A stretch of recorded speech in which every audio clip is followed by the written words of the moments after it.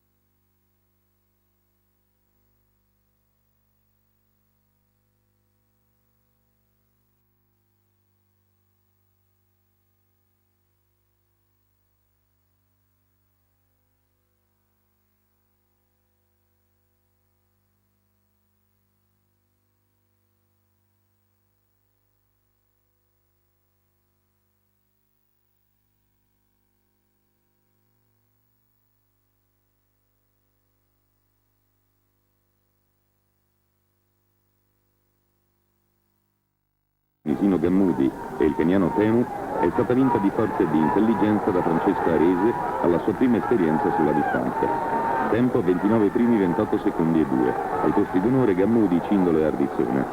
Il clamoroso successo di Arese ha concluso in maniera